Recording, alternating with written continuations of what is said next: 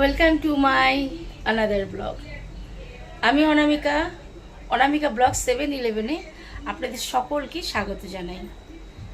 আমি এখনও স্নান করিনি। সকালবেলা উঠে একটু জামাটা ছেড়ে আমার ননিসোনাকে দিয়ে দিয়েছি। দেখো, ননিসোনাকে খেতে দিয়েছি সকালে। আর আজকে যেহেতু বৃহস্পতিবার, অনেক কাজ আছে। সেই কাজের মধ্যে সবার আগে তো রান্না বান্নার ব্যাপারও আছে, আবার পুজো দেওয়ার ব্যাপারও আছে। দুই মেয়েই চলে গেছে, ছোটো মেয়ে স্কুলে, বড় মেয়ে কলেজে, তো সবাই বেরিয়ে গেছে। আর আমি আর আমার হাজব্যান্ড ঘরে আছি। তো রান্না বান্না চাপও আছে। বৃহস্পতিবার একটু মাছের কিছু করব। আর এনেছি ইলিশ মাছ, আর বেগুনও এনেছে সরু সরু। চলো রান্নাঘরে দেখাচ্ছি। দেখো বন্ধুরা, ইলিশ মাছ এনেছে। ইলিশ মাছের মাথাটা দেখে তো বোঝাই যাচ্ছে বড় মাছ। হ্যাঁ, বেশ বড় মাছ। এবারে আর ক পিস হয়েছে আমি একটু মাছটা ধুয়ে নিই, তারপরে দেখাচ্ছি ক পিস মাছ হয়েছে। একটুখানি ভালো করে 1 2 3 4 5 6 7 8 8 পিস হয়েছে। মাথাটা বাদ দিয়ে 8 পিস হয়েছে। তো এই নুন দিয়ে দিয়েছি কিছুটা নুন দেওয়ার পর আর একটু হলুদ দেবো। হ্যাঁ, ব্যাস। এবারে একটু মেখে নেব। অল্প অল্প নুন দিলাম, কারণ বেশি নুন কাটার যদি হয়ে যায় তাহলে মুশকিল, ঝোলে নুন পড়বে। তো নুন হলুদ আমার মাখা হয়ে গেছে। এরপরে মাছগুলো আস্তে করে ভাজবো। আর দেখি কি এনেছে, বেগুনটা কীরকম আগে দেখিনি, তাহলে বেগুন দিয়ে ঝাল করব ভেবেছি। বন্ধুরা দেখেছো, কত সরু সরু, আঙুলের মতন সরু সরু বেগুন। এটা আমি কিভাবে কাটবো ওটাই ভাবছি।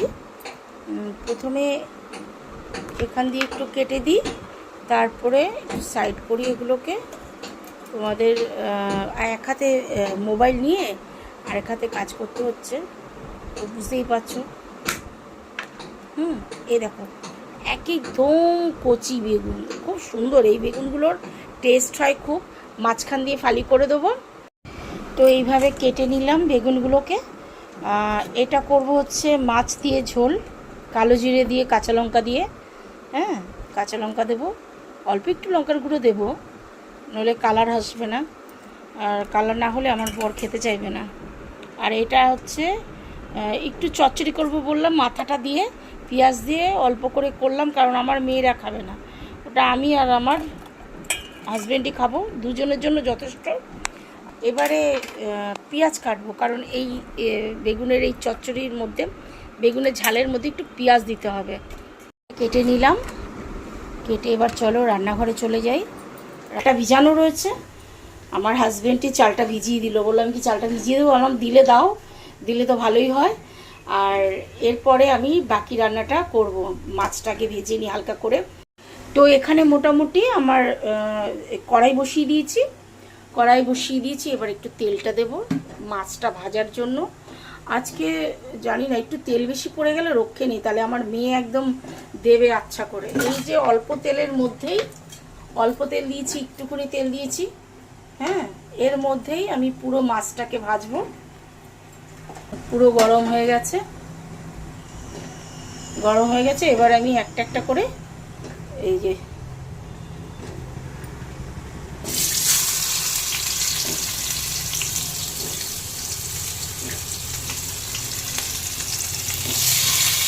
হয়ে গেল। লেজাটা বাকি থাকলো, লেজা আর মাথাটা পরের ব্যাচে করবো। আর মাছগুলো তো বেশি ভাজবো না, খুব হালকা ভাজবো। আমি এদিকে আরেকটা কড়াই বসিয়ে দিলাম।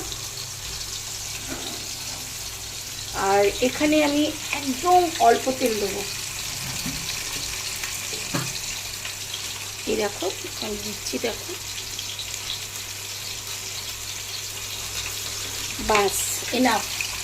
এর মধ্যেই মাছের ঝালটা হয়ে যাবে।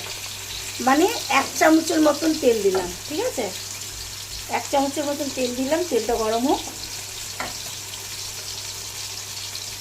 আর ওদিকে মাছ ভাজা হচ্ছে এখনও, একটু উল্টে দেখি যে ঠিকঠাক হয়েছে নাকি মাছ ভাজাটা। তো এখানে কী কী দেবো, মোটামুটি এটাও গরম হয়ে গেছে তেলটা। এবার দিয়ে দেবো হচ্ছে এই পেঁয়াজগুলো। পেঁয়াজটা এখানে রাখি, তাহলে দিতে সুবিধা হবে, নাহলে পড়ে যাবে। আমি পেঁয়াজ দিয়ে দেবো। আমি তো বেগুন ভাজবো না, কারণ বেগুন ভাজতে গেলে অনেক তেল চলে যাবে, তাহলে তো কোনো লাভ হবে না। না, আমি তো ডায়েট অনুযায়ী রান্নাই হবে না তাহলে। তো আমি এর মধ্যে পেঁয়াজটা ভেজে সব মশলা পরে দিয়ে দেবো। দেখেছো আমি যে কত কম তেল দিয়েছি, বুঝতে পারছো তো? কোনো রকমভাবে তেল দেখতে পাচ্ছ? দেখো, পুরোপুরি 1 চামচও না, এতটা আমি নুন দিলাম।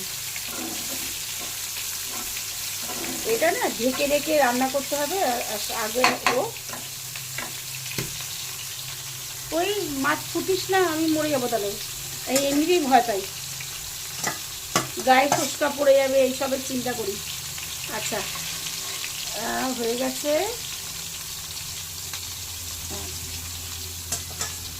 এবার একটা একটা করে তুলে দেবো মাছগুলোকে। মাথাটা ভেজে নিই। আর বেগুন তো আমি ভাজবো না মোটেই, বেগুন ভাজলে তাহলে আর রক্ষিণী অনেক তেল খাওয়া হয়ে যাবে। এবার এই মাথাটা দেব,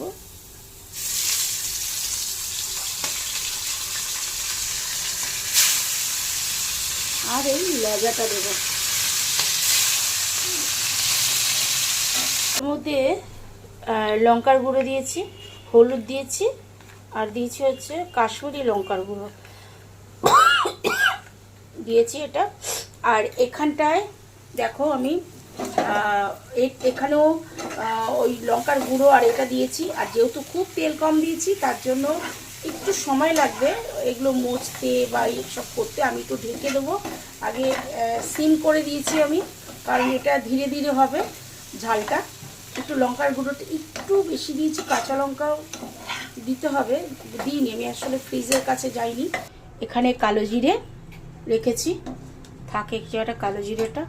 আর এখানে লঙ্কাগুলোকে চিড়ে চিড়ে নিয়েছি বেশ। এগুলো হচ্ছে না বেলডাঙা লঙ্কা, ভয়ঙ্কর ঝাল, হ্যাঁ, তার জন্য অল্প কটা নিয়েছি। আর ওখানে তো এমনিতেও লঙ্কার গুঁড়ো, এই যে একটু কালো জিরে ছড়িয়ে দেবো, কালো জিরে ছড়িয়ে দেবো। আর হচ্ছে এই লঙ্কাগুলো চিড়ে রেখেছি, যে এই লঙ্কাগুলো চিড়ে রেখেছি সেগুলো একটু ছড়িয়ে দেবো। এবারে একটু নাড়াচাড়া করে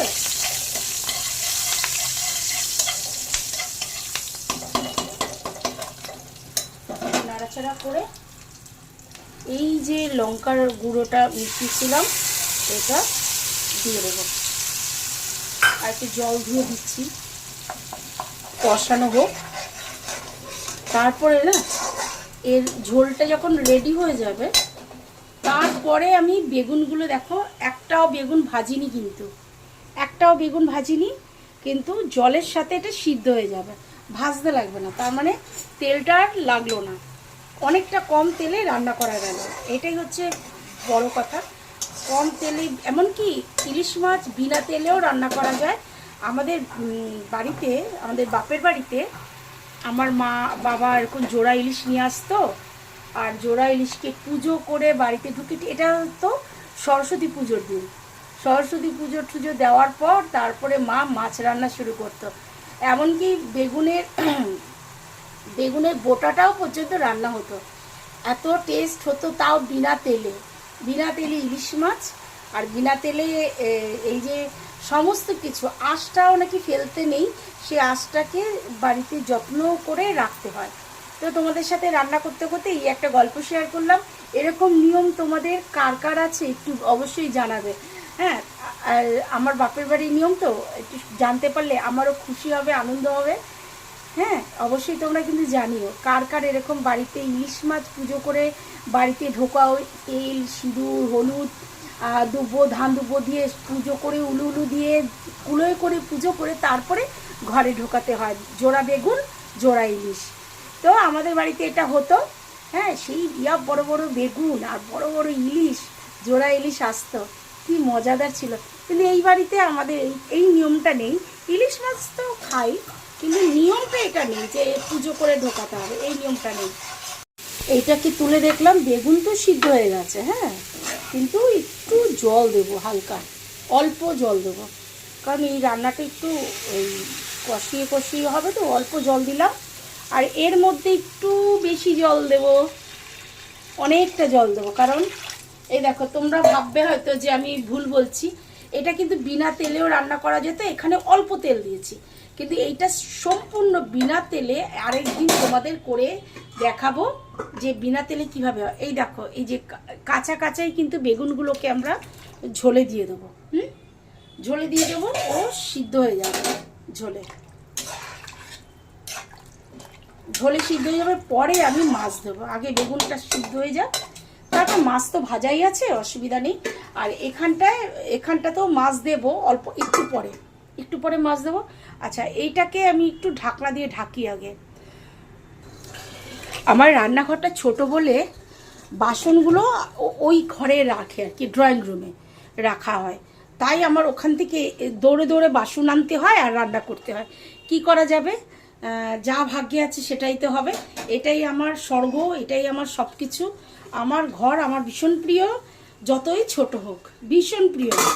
আমি কেউ যদি আমাকে বলে না যে এই বাড়িটা ছেড়ে দাও, তোমাকে অনেক টাকা দেবো, আমি ছাড়তে পারবো না, কারণ এই ঘরটা আমার কাছে এতটাই প্রিয়। আমি বিয়ে করার পর আমার হাজবেন্ড এই প্রথম আর কি এই বাড়িটা বানিয়েছে, এটা ছেড়ে কি করে যাব, তাই না?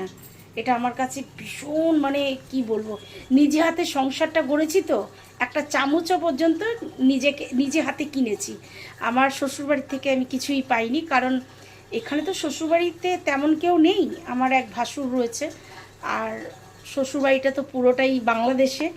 ওই কারণে আমি এখানে যা শ্বশুরবাড়ির ঘর, মানে বিয়ে করার পর সব কিছু আর কি নিজে হাতে কেনা, কারণ ব্যাচেলার ছিল আমার হাজব্যান্ড, তো সে কি আর সংসারে কিছু বোঝে, আর বড় ভাসুরের সংসারে যা আছে আমি নেব কেন, তাই না? তো এই হচ্ছে ব্যাপার, অন্য কোনো সমস্যা নেই, জাস্ট আমি আমার মতন করে সংসারটা করতে চেয়েছি। সবাই দিতেও চেয়েছিল, কিন্তু আমি বললাম যে না না, আমি নিজে হাতে সব কিনবো, নিজে হাতে সব করব। এটা আমার কাছে একটা বিশাল, মানে কি বলবো, দারুণ একটা ব্যাপার যে আমি নিজে হাতে সব করছি, এই হচ্ছে ব্যাপার। আজকে জানো সকাল থেকে আমি ব্রেকফাস্ট করিনি, কিন্তু ইচ্ছাকৃতই করলাম না, স্কিপ করলাম ব্রেকফাস্টটা। তোমাদেরকে কি বলবো, আমি 1 মাসে 4 কিলো ওয়েট কমিয়েছি। দাঁড়াও আমাকে একটু দেখাই, তোমাদের সাথে এত বকবক করছি। শুধু জামাটা ছেড়ে আমি চলে এসেছি রান্নাঘরে, নইলে দেরি হয়ে যাচ্ছে রোজই। আমি আগে জামাটা ছেড়ে আমার গোপালকে খেতে দিয়েছি, তারপরে আমি রান্নাঘরে চলে এসেছি, রান্না অলমোস্ট হয়েই গেছে, আর একটু বাকি আছে।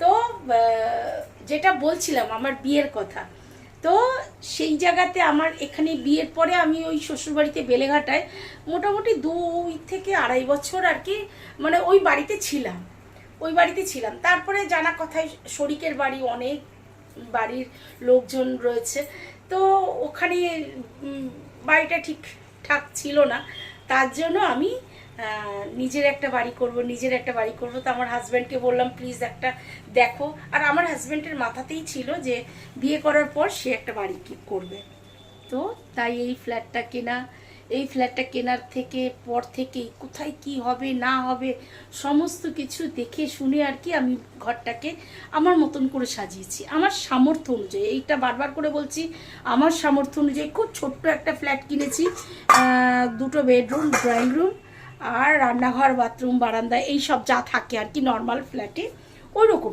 একদম ছিমছাম, খুবই আমরা অতি সাধারণ। হ্যাঁ, তো আমাদের যেমন অবস্থা সেরকমই তো আমরা জিনিস কিনবো, তাই না? আমরা তো আর বেশি বেশি করে কিনতে পারবো না, সে সামর্থ্য তো নেই আমাদের যতটুকু সামর্থ্য আমরা ততটুকুই আর কি করবো। তবে এই সামর্থ্যে আমার মেয়ে, আমার স্বামী, আমার যে সংসারটা, আমার কুকুর, সব নিয়ে আমি খুব খুশি, খুব হ্যাপি, আমি খুশিতে আছি, এটা হচ্ছে বড় কথা। যাই হোক, রান্নাটা করতে থাকি। কথা বলতে বলতে মাছের মাথাটা দিয়ে ফেললাম তোমাদেরকে না দেখিয়ে, যাই হোক জাস্ট দিয়েছি। মাছের মাথাটাকে একটু ভেঙে দিলাম। আমার বর এটা খেতে খুব ভালোবাসে, বেগুনের ঝাল।